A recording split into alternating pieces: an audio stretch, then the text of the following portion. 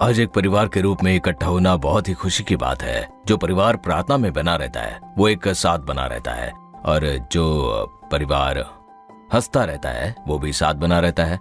मतलब एक दूसरे पर हंसना नहीं है, पर एक दूसरे के साथ हंसी खुशी के साथ बना रहता है।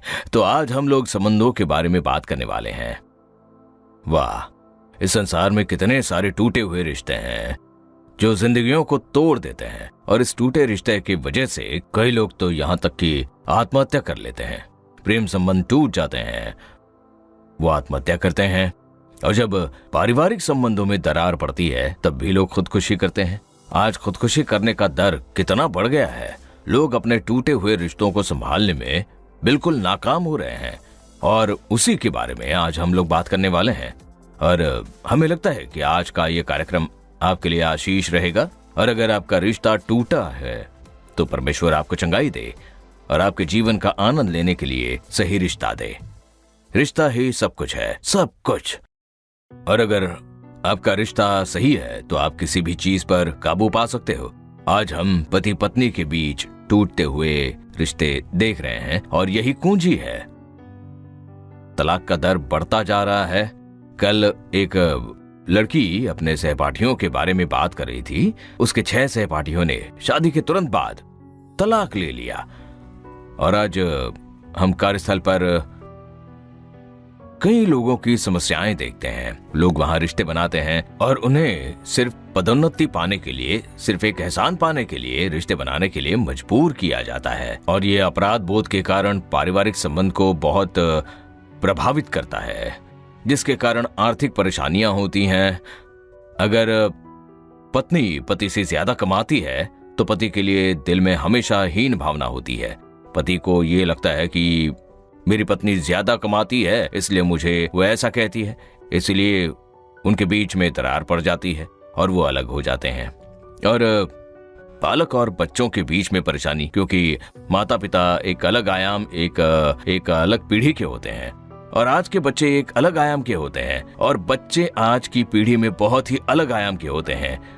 तो आज के समय में तकनीक, जीवन शैली, एआई और इस तरह की चीजों की वजह से बहुत ही अंतर है, इसीलिए बहुत ही अलगाव है, और लोग बुरी आदतों के आदी हो रहे हैं। पति एडिक्शन में पड़ रहे हैं। कभी कभी पत्नी भी अपने जीवन शैली की वजह से एडिक्टेड हो रही हैं, जिसकी वजह से वो दोनों अलग होते हैं। एक सास थी जो अपनी बहू को ले आई, और वो अपनी बहू के लिए रो रही थी। कह रही थी, मेरा बेटा मेरी बहू के साथ बहुत क्रूरता से पेश आ रहा है, उसके लिए प्रार्थना कीजिए। एक सास अपनी बहू के लिए रो रही थी। वो अपने बेटे को काबू में नहीं रख पा रही थी। तो माता पिता बच्चों को नियंत्रित नहीं कर पा रहे हैं, और यही चलता रहता है। बूढ़े माता पिता अपने बच्चों से अलग हो रहे हैं, और ऐसे ही कई बातें हो रही हैं। इसलिए हम इन सब के बारे में बात करेंगे और समाधान खोजने जा रहे हैं, और हम मिलकर प्रार्थना करेंगे।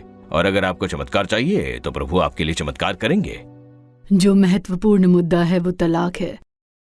युवा जोड़े बड़ी आसानी से तलाक कर लेते हैं, और उसके 3 महीने में ही उन्हें तलाक मिल भी जाती है।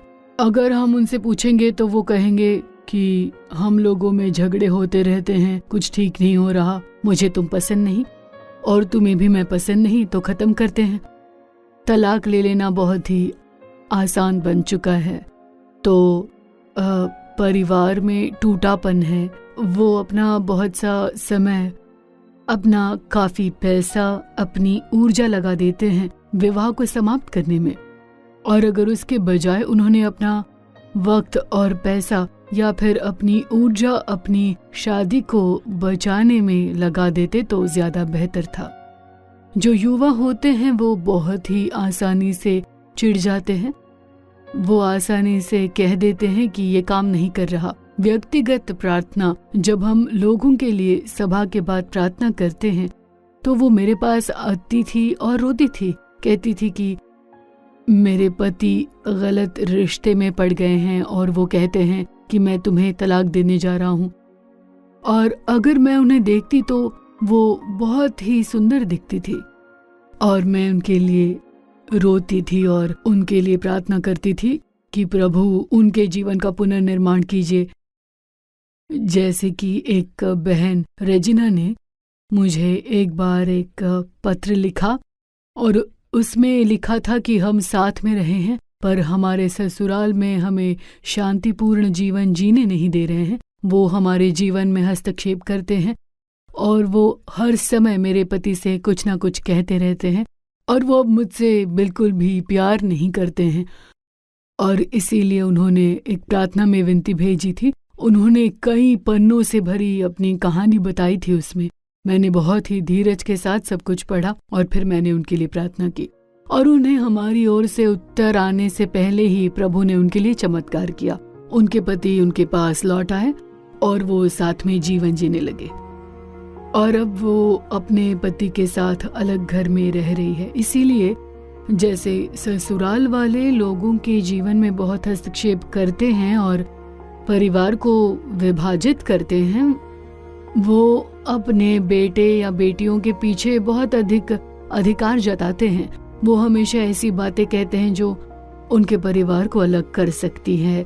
तो ऐसी स्थिति में भी आ सकती है, पर एक परिवार को बनाना स्त्री के हाथों में होता है, क्योंकि नीति वचन 14 का 1 कहता है कि हर बुद्धिमान स्त्री अपने घर को बनाती है। हमें परिवार बनाने के लिए बड़ी मेहनत करने की जरूरत है। एक साथ पारिवारिक प्रार्थना करते हुए, सभी से प्यार करते हुए, अपने परिवार के सभी सदस्यों पर अपना प्यार निवेश करें, खासकर अपने पति या अपनी पत्नी पर।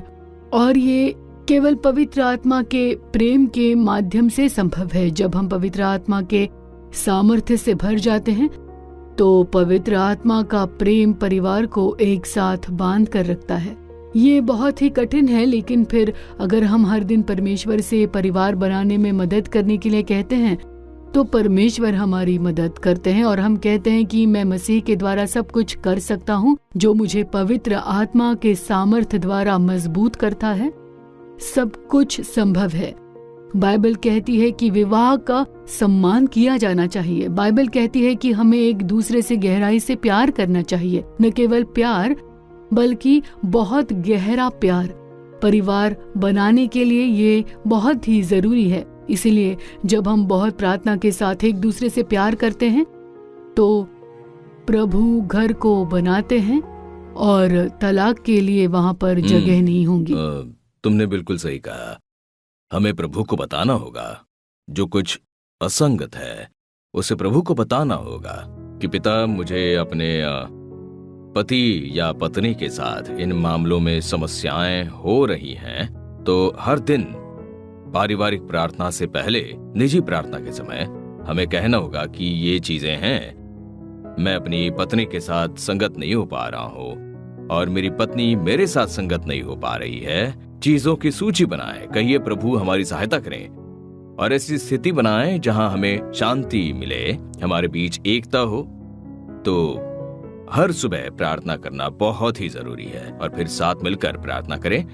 और उस समय ऐसा मत कहिए कि हे प्रभु, मेरी पत्नी ठीक से खाना नहीं बना पाती है, अच्छा मसाला पाने में उसकी सहायता कीजिए, आज का खाना बहुत ही स्वादिष्ट हो प्रभु। और पत्नी प्रार्थना करती है कि हे प्रभु, मेरे पति मेरे लिए साड़ी नहीं लाते हैं, मेरी पड़ोसन के पास ज्यादा साड़ियां हैं। तो कृपया प्रभु मेरे पति से बात कीजिए। कुछ पत्नियां हैं जो ऐसी प्रार्थनाएं करती हैं। और पति भी उस पर आमेन कहते हैं, लेकिन ज्यादातर प्रार्थनाएं आमेन में खत्म नहीं होती हैं। ऐसी प्रार्थनाएं अक्सर लड़ाई झगड़े में ही खत्म हो जाती हैं। या फिर कभी कभी खत्म भी नहीं होती। पर हमें एक दूसरे के लिए प्रार्थना करनी चाहिए। मैं हैरान रह जाता था कि कैसे तुम मेरी सारी जरूरतें पूरी करती हो, बिल्कुल वैसे जैसी मेरी जरूरतें हैं तुम उसे अच्छी तरह पूरा करती हो। और जब मुझे किसी मीटिंग में जाना होता है तो मेरी तैयार होने में मदद करती हो। मुझे हैरानी होती है, मैं सोचता रहता हूँ कि ये सारी चीजें ले जानी है, पैक करना है, या फिर इन बातों के बारे में मुझे ध्यान देना है, पर उसके पहले ही तुम उसका बंदोबस्त कर लेती हो। ये मेरे लिए एक चमत्कार की बात है। मैं तो कहता था कि मेरी पत्नी एक भविष्यवक्ता है। चाहे वो दूसरों के लिए भविष्यवाणी करे या न करे, पर वो मेरी जरूरतों का भविष्यवक्ता की तरह ख्याल रखती है। ये एक भेंट है। तो स्वाभाविक रूप से पति और पत्नी के बीच में प्यार है। जब पत्नी पति की जरूरतों का ख्याल रखती है और पति पत्नी की जरूरतों का ख्याल रखता है, उनके कहे बिना भी, उनके साझा किए बिना ही, एक आश्चर्य होता है कि उनकी जरूरतें पूरी हो जाती हैं। तो ये भविष्यवाणी से भरा पारिवारिक जीवन है, और ये एक साथ आता है तो प्यार भीतर से नहीं आ सकता। एक व्यक्ति प्यार नहीं कर सकता क्योंकि मनुष्य का दिल हमेशा ही कठोर होता है, जैसे कि बाइबल कहती है कि स्वार्थी और ऐसा ही कुछ। लेकिन ये वो प्यार है जो परमेश्वर देता है जब हम उस प्यार के लिए प्रार्थना करते हैं और संबंधों में एक दूसरे को संतुष्ट करने के लिए प्रार्थना करते हैं, और परमेश्वर इसे पूरा करते हैं। और हमें क्षमाशील होना चाहिए, और जब प्यार होता है तो क्षमा होती है और हम आगे बढ़ते रहते हैं। प्रेम करके विवाह मत करना, पर विवाह करके प्रेम करना, क्योंकि ऐसा करने से हमेशा तुम्हें अपने जीवन साथी की बुरी बातें ही नजर आएंगी। तुम्हें गुस्सा आएगा, पर जैसे जैसे दिन बीतेगा तुम दोनों एक दूसरे को संभालोगे, क्योंकि उन्होंने ही विवाह की रचना की है। डैनी, देखा जाए तो स्वास्थ्य समस्याएं और बीमारी के कारण भी अलगाव होता है। माता पिता बच्चे को पालते पोसते हैं और शिक्षा देते हैं। माता पिता का मुख्य काम बच्चों की ज़रूरतों को पूरा करके उन्हें संतुष्ट करना होता है। जैसे जैसे वे बड़े होते हैं, जब वे काम करना शुरू करते हैं, वे अपना ज़्यादा ध्यान और अपना ज़्यादा समय काम में लगाते हैं। अपने काम की वजह से वे अपने माता पिता के प्रति कोई प्यार नहीं दिखाते, और उनमें से कुछ है जो अपने माता पिता को वृद्धाश्रम में रख देते हैं। इससे उन्हें बहुत दर्द होता है और इसकी वजह से उनका दिल टूट जाता है। कोई प्यार न मिलने की वजह से माता पिता बहुत बीमार हो जाते हैं और अस्वस्थ हो जाते हैं। कुछ तो मर जाते हैं। और जैसे कि शीशा में हम वृद्धाश्रम चलाते हैं, और एक महिला का वहां पर निधन हो गया। उसके बच्चे वहां यूएस में थे।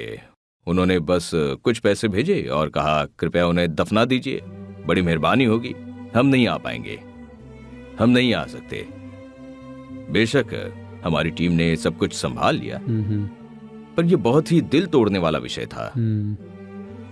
और ख़ास तौर पर इस पीढ़ी में बहुत से बच्चों की तरफ वे अपना सारा स्टेटस और स्टोरीज ज़्यादा करके सोशल मीडिया पर डालते हैं कि मैं आपसे बहुत प्यार करता हूँ माँ और पिताजी, happy birthday dad, happy birthday mom, पर वास्तविक जीवन में व्यक्त नहीं करते। एक कहावत है जो कहता है प्यार सिर्फ वो नहीं जो आप कहते हैं, प्यार वो है जो आप करते हैं। और यही आजकल की पीढ़ी में हम देख सकते हैं। पर बाइबल में लिखा गया है व्यवस्था विवरण 5:16 में, अपने पिता और अपनी माता का आदर करना जैसे कि तेरे परमेश्वर यहोवा ने तुझे आज्ञा दी है।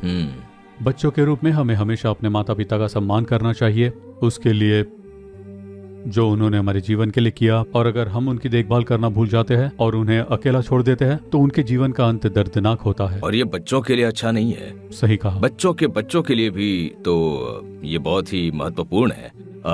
मैं एक ऐसे परिवार को जानता हूँ जो अमेरिका में रहता है और वहाँ काम करता है, लेकिन जब माता पिता बहुत बीमार हो गए तो वो सब कुछ छोड़कर यहाँ पर आ गई थी और अपने माता पिता की देखभाल की। उस पति ने अपने बच्चों की देखभाल की। उन्होंने कभी ऐसा नहीं कहा कि ये तुम्हारे माता पिता है, पर उन्होंने कहा जाओ उनकी देखभाल करो। और आज वो परिवार बहुत ही आशीषित है और वो माता पिता बहुत ही धन्य हैं। वो बच्चों को आशीर्वाद देते हैं और उस परिवार में बहुत ही शांति है। तो ऐसे भी लोगों को हम देख सकते हैं। इसीलिए जब हम अपने माता पिता का सम्मान करते हैं, चाहे वो कितने भी बूढ़े क्यों ना हो, और उनकी देखभाल करते हैं और उन्हें बिना किसी वित्तीय तनाव के, बिना किसी शारीरिक तनाव के, जितना संभव हो सके खुशियों से भर देते हैं, तो परमेश्वर हमें आशीष देते हैं, क्योंकि ये परमेश्वर की आज्ञा है। ये बहुत अद्भुत है। मम्मी हमेशा यही कहती है कि हम यहाँ थोड़े समय के लिए हैं तो एक दूसरे का ख्याल रखते हैं, तो अपने पारिवारिक सदस्यों का ख्याल रखें। ये बहुत जरूरी है कि हम एक दूसरे का, परिवार के हर सदस्यों का ख्याल रखें ताकि हम शांति से रहें, एकता में रहें।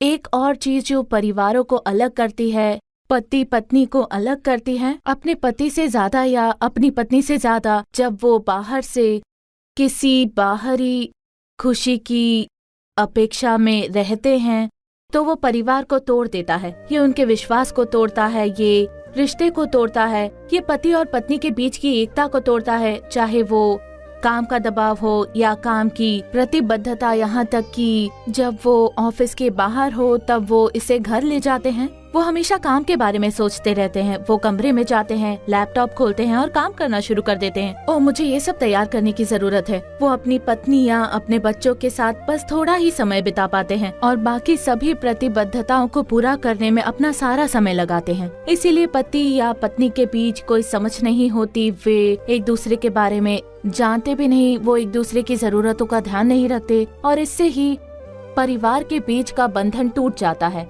हो सकता है कि ये उनके दोस्त भी हो। जब वो दोस्तों से मान्यता चाहते हैं तो वो अपना सारा समय उन्हें खुश करने में बिताना चाहते हैं। वो उन्हें किसी ट्रिप या हैंगआउट के लिए बुलाते हैं और कहते हैं आपको आना होगा, आपको हमारे साथ इतने दिन बिताने होंगे, और इससे आपके परिवार के साथ बिताए जाने वाला समय खत्म हो जाता है। कई बार ये बुरी आदतों, पापपूर्ण आदतों को भी जन्म दे सकता है, जो उनके दोस्तों के चले जाने के बाद भी उनमें बनी रहती है। इसीलिए शायद शराब या ड्रग्स या मनोरंजन उन पर हावी हो जाए। इसीलिए जब भी वे अपने काम या अपने पारिवारिक जीवन में तनाव महसूस करते हैं तो ये उनके जीवन में बना रहता है। वो अपने तनाव को दूर करने, कुछ स्वतंत्रता पाने या फिर कुछ आराम पाने के लिए उस ओर झुकते हैं और इससे उनके परिवार के बीच संबंध टूट जाते हैं। वो इस पर अधिक समय बिताते हैं और वो उस ओर झुकते हैं ताकि उन्हें कुछ खुशी मिले, जो उन्हें उस परिवार के भीतर अपनी शांति में मिलनी चाहिए। इसीलिए वो अपनी कमजोरियों या अपनी चिंताओं या अपने तनाव को अपने जीवन साथी के साथ साझा नहीं करते, क्योंकि वो बाहर से सांत्वना पाना चाहते हैं, जो फिर परिवार के अंदर इस संबंध को तोड़ देता है। इसीलिए ये बहुत महत्वपूर्ण है कि आप अपने जीवन साथी के साथ हर दिन जो कुछ भी कर रहे हैं उसे साझा करें। सबसे पहले ये बहुत महत्वपूर्ण है, हमें हमेशा परमेश्वर से जुड़े रहना चाहिए और प्रभु से अपने दिमाग में आने वाले सभी विचारों को बताना चाहिए। लेकिन जीवन साथी, पति और पत्नी के बीच के रिश्ते में अपनी कमजोरियों, अपने बोझ, अपनी असफलताओं और अपनी जरूरतों को भी साझा करना बहुत ही जरूरी है, ताकि दूसरा व्यक्ति आपका समर्थन कर सके। केवल जब पति पत्नी मजबूत होते हैं तो वो अपने परिवार, अपने बच्चों, अपने भाई बहनों, अपने माता पिता की देखभाल कर सकते हैं और एक खुशहाल पारिवारिक जीवन जी सकते हैं। अन्यथा यदि आप किसी से मान्यता चाहते हैं, शायद ये कोई नया व्यक्ति है जिससे आप काम पर या अपने सामाजिक समूह में मिलते हैं और आप उनकी चापलूसी करना चाहते हैं और आप उनके सामने कूल दिखना चाहते हैं, तो आप घर पर रहते हुए भी उस रिश्ते को जारी रखना चाहेंगे। तो शायद ये आपके फोन के माध्यम से हो या सोशल मीडिया के माध्यम से हो, ये आपके जीवन साथी के साथ बहुत सारे विश्वास और सीमाओं को भी तोड़ता है। इससे सवाल, संदेह, गलतफहमी पैदा होती है और आप अपने जीवन साथी के साथ कभी भी खुले और ईमानदार रिश्ते में नहीं रह पाएंगे। तो इन सब से बचने के लिए अपने जीवन साथी के साथ बहुत जुड़े रहना सबसे महत्वपूर्ण है। यहाँ तक कि कुछ लोग लंबे समय तक या रात की शिफ्ट में काम कर सकते हैं और वो अपने जीवन साथी को देख भी नहीं पाते हैं। हो सकता है कि वो अपनी स्थिति के कारण अलग जगह पर हो, लेकिन फिर रिश्ते में मौजूद रहना और सक्रिय रहना और हमेशा एक दूसरे के जीवन में क्या है ये जानना महत्वपूर्ण है, ताकि अलगाव या टूटने की कोई संभावना या फिर एक दूसरे के प्रति अविश्वास ना रहे। और वास्तव में उस बंधन को जीवित रखना ही सबसे महत्वपूर्ण बात होती है, जो रिश्ते बनाए रखने में मददगार होती है। जब पति या पत्नी अपने बोझ को अपने जीवन साथी के साथ साझा करते हैं तो उसके साथी को वो सुनना चाहिए।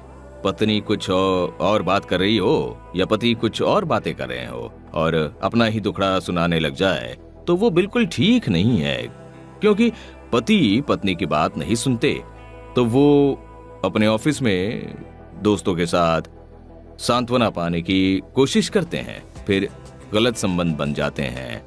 और इसीलिए बजाय इसके कि पति और पत्नी के बीच में हर समय ऐसे नोकझोंक हो और एक दूसरे की बात नहीं सुनते हैं, ऐसे में ही अच्छा होगा कि वो एक दूसरे की बात सुने और अपना रिश्ता संभाल ले। अपने पति या पत्नी को किसी और के सांत्वना में खोने नहीं देना चाहिए। हो सकता है वो कोई गर्लफ्रेंड हो, बॉयफ्रेंड हो या सहकर्मी हो, वहां जाने मत दीजिए। उन्हें हमेशा ही परिवार में होना चाहिए और परिवार में ही सांत्वना मिलनी चाहिए। मेरे पास एक दिलचस्प कहानी है जिसमें मैं एक महिला थी जो अपने पति के काम से वापस आने की बेसब्री से इंतजार करती थी, और जब भी पति घर आ जाते थे तो वो उसे कॉफी देती थी और अखबार देती थी। वो अखबार पढ़ना शुरू कर देते थे और फिर वो अपना काम शुरू कर देती। वो कहने लगती थी कि तुम्हारे माता पिता, तुम्हारी बहन, उसने ऐसा किया और तुम्हारी बहन ने ऐसा किया था, और बड़बड़ करने लगती और वो पति आराम से अखबार पढ़ते रहते थे। फिर वो पति पूछते क्या खत्म हो गया? वो कहती सब खत्म हो गया, मैंने आज पूरे दिन की जो योजना बनाई थी वो पूरी हो गई। अब अचानक एक दिन उनके पति को ऑफिस में हार्ट अटैक आ गया और वो मर गए। उन्हें घर पर लाया गया और जैसा ही पत्नी ने ये देखा वो बहुत ही दुखी हो गई और दुख के मारे वो भी मर गई। और तब वो सब जो पति के शव को लेकर आए थे वो रोने लग गए। जानते हो वो क्यों रोए? उन्होंने बताया, हमने सोचा कि हमारा दोस्त कम से कम स्वर्ग में तो शांति से रहेगा, पर ये महिला तो इसके साथ तो वहां पर भी चली गई है ताकि इसके साथ वहां झगड़ा कर सके। तो एक दूसरे को आपस की बातें सुननी चाहिए। पति पत्नी को आपस में एक दूसरे की बातें साझा करनी चाहिए। और उसी के साथ ये टेक्सटिंग का भी विषय है। जब दूसरे दोस्त जीवन में आते हैं तो वो एक दूसरे को टेक्स्ट करते हैं और पति या पत्नी उसे देखते हैं, फिर संदेह होता है और फिर भी अलग हो जाते हैं। तो पति पत्नी में एकता होनी चाहिए, प्यार होना चाहिए और एक दूसरे को संभालना चाहिए, एक दूसरे को सुनना चाहिए, उन्हें परवाह करनी चाहिए और उन्हें एक दूसरे के लिए प्रार्थना करनी चाहिए। तो यही उन्हें आगे बढ़ाता है। और निसंतान भी अलगाव का एक कारण है। संतान न होने के कारण वे एक दूसरे को दोष देने लगते हैं, एक दूसरे से झगड़ते हैं, कहते हैं कि संतान न होने का कारण तुम ही हो। खास तौर पर पति हमेशा पत्नी पर दबाव डालता है कि तुम में कोई समस्या है, तुम गर्भ धारण नहीं कर पा रही, पता नहीं मैंने तुमसे क्यों शादी की। पति के माता पिता भी उसके दिमाग में ऐसे विचार डालते रहते हैं और कहते हैं कि तुमने आखिर इस लड़की से शादी क्यों की, वो ही इस परिवार में शाप का कारण बनी है। पति के रिश्तेदार भी आकर यही कहते हैं, वे उस लड़की का अपमान करते हैं, भला बुरा कहते हैं और वो रोती रहती है, सहन नहीं कर पाती है। वो चारों ओर से ये शब्द सुनकर वो पूरी तरह से टूट जाती है। वो पहले से ही इस दुख से गुजर रही होती है। तो इसी तरह आज हम कुछ माता पिता तो अपने बेटे से कहते हैं कि तुम इसे छोड़कर दूसरी लड़की से शादी कर छोड़ लेना, दो पहली और पत्नी दूसरी को शादी छोड़ कर दो। लो। जब कोई बेटा नहीं दे पाता, लड़के के माता पिता कहते हैं इसे छोड़ दो, ये तो सिर्फ लड़कियों को पैदा कर रही है। और ऐसे मैंने कई लोगों को कहते हुए सुना है। जैसे कि वो ही है जो अपने शरीर में जैविक रूप से सभी प्रक्रियाओं को कर रही है और बच्चा जन रही है। आखिर वो क्या कर सकती है? ये तो एक प्राकृतिक प्रक्रिया है।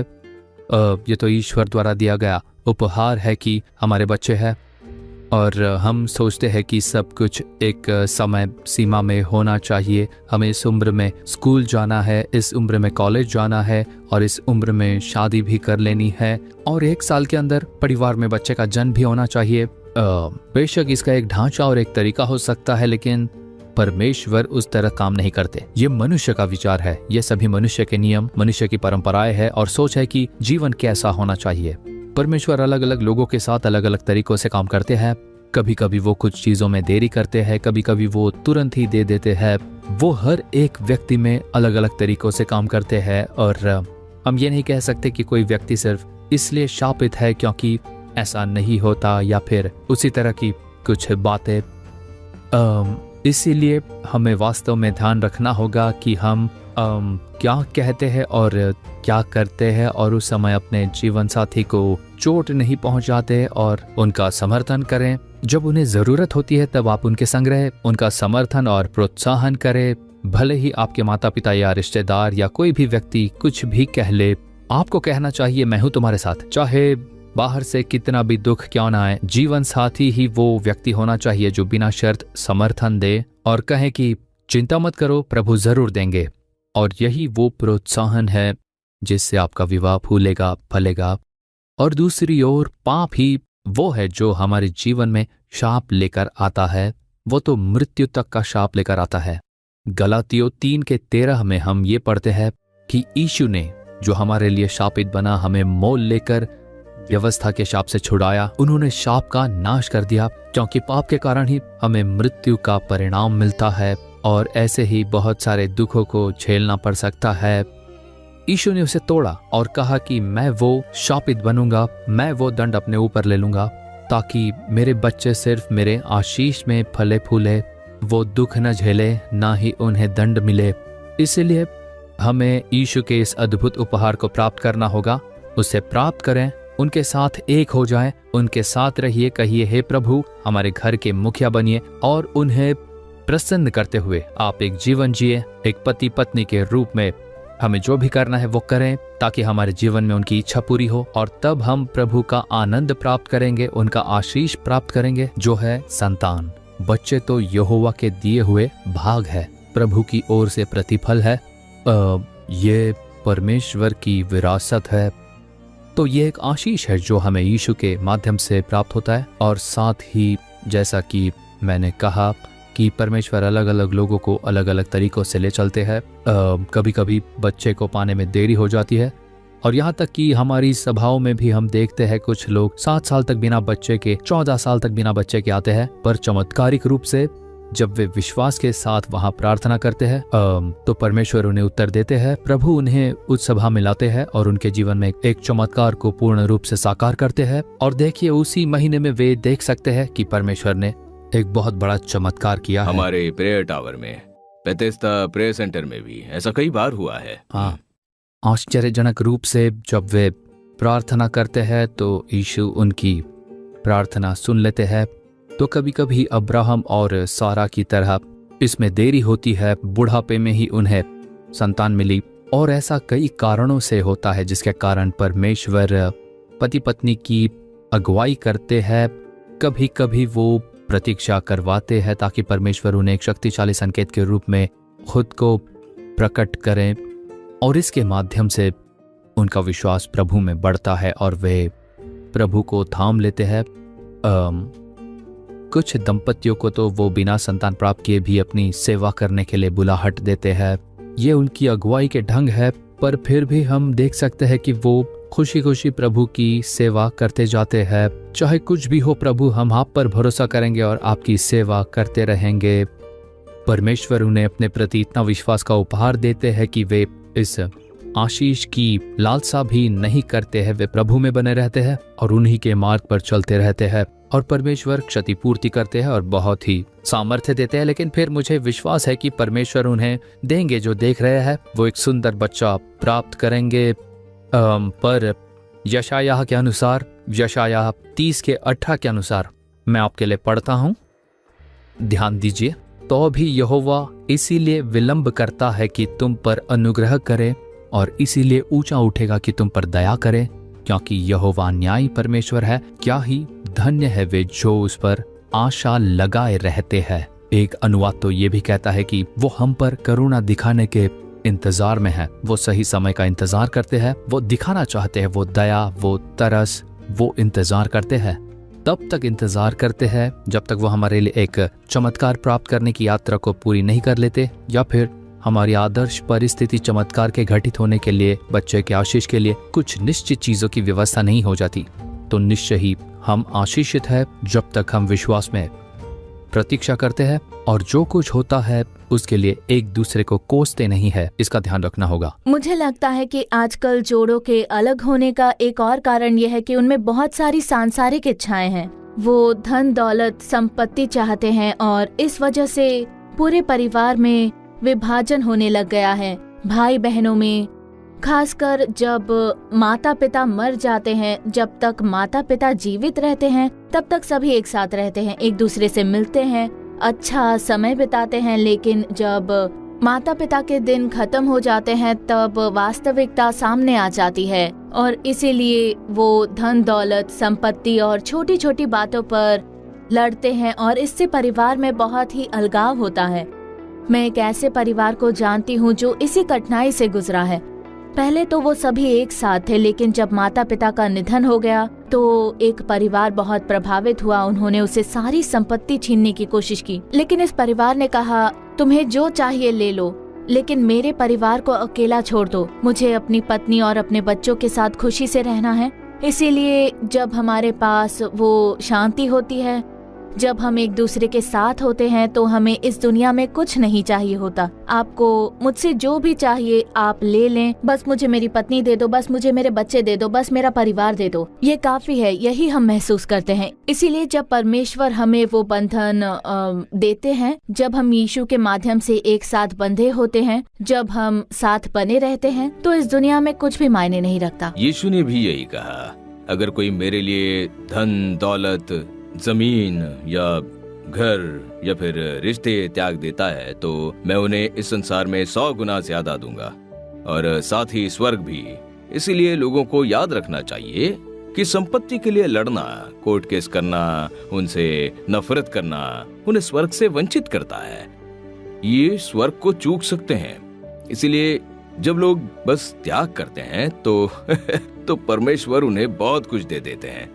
ऐसे लोग बहुत ही आशीषित होते हैं और समृद्ध होते हैं। इसीलिए पहले तुम परमेश्वर के राज्य और उसके धर्म की खोज करो तो ये सब वस्तुएं तुम्हें मिल जाएंगी। इसलिए जैसा तुमने कहा, पैसे या परिवार से ज्यादा महत्वपूर्ण है परिवार। पैसा तो आएगा और जाएगा, और जैसे स्टेला ने कहा, हम कुछ समय तक जीने वाले हैं। आइए जीवन का आनंद ले और रिश्तों का आनंद ले, तो ये हमें आगे ले जाएगा। और आज भी मेरे दोस्तों, आप बहुत सारी गलत फहमियों और बहुत सारी टूटे हुए रिश्तों के कारण बहुत सारे नुकसान और दर्द से गुजर रहे होंगे। इसलिए आज परमेश्वर कहते हैं कि आज मैं तुम्हारे घाव को चंगा कर दूंगा। वो कहते हैं मैं तुम्हारे घाव को चंगा कर दूंगा। इसीलिए मेरी ओर फिरो, हे आशा धरे बंदियों, और जो कुछ भी तुमने खोया है उसके बदले मैं तुम्हें दुगना सुख दूंगा। वो कहते हैं मेरी ओर फिरो। तो हम सब मिलकर एक परिवार के रूप में आप सबके लिए प्रार्थना करने जा रहे हैं, ताकि आपके रिश्ते मजबूत हो और आप जीवन का आनंद ले सको। हे पिता, आप सब कुछ जानते हो, आप सब कुछ जानते हो। इस समय जो हमें देख रहे हैं उनके जीवन में क्या हो रहा है। जो मनुष्य के लिए असंभव है वो आपके लिए संभव है। उन्हें अनुग्रह दीजिए कि वो अपनी आंखें यीशु पर फेर ले। हे प्रभु, आप क्रूस पर मारे गए, आपने अपने आप को दे दिया ताकि क्रूस पर बलि हो सको, ताकि जो 2 अलग शरीर है वो एक हो सकें। हाँ प्रभु, हम उस प्रतिज्ञा पर विश्वास करते हैं। प्रभु, उन्हें एक दूसरे के साथ एक बना दो। पति और पत्नी, माता पिता और बच्चे, और सामाजिक क्षेत्र में, धर्मनिरपेक्ष क्षेत्र में उनके रिश्ते बने रहे। कृपा कीजिए प्रभु, उनकी सहायता कीजिए कि वे आपकी ओर देखें और हर चीज के लिए आपसे प्रार्थना करें। उनकी प्रार्थना सुनिए प्रभु। उन्हें परिवार के रूप में एक साथ प्रार्थना करने के लिए और आपके अधीन होने के लिए मदद करें, और मसीह के प्रेम के साथ, विनम्रता के साथ जिए, ताकि वो एक दूसरे को संभाले और प्रभु की इच्छा को पूरी करें।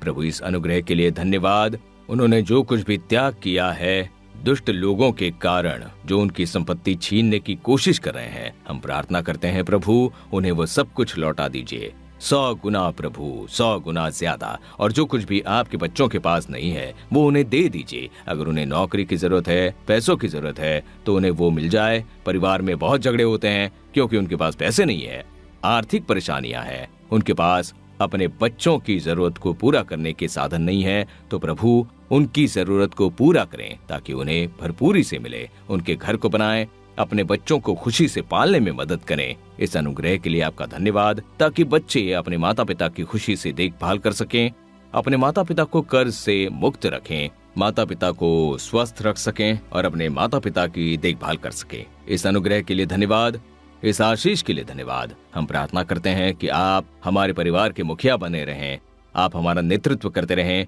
और हमें दूसरों के लिए आशीष बनाए रखें, प्रभु यीशु के नाम में, आमीन। तो दोस्तों, यूं ही एक साथ प्रार्थना करना बहुत ही अद्भुत है, पर फिर आपको यीशु के बारे में औरों को भी बताते रहना होगा।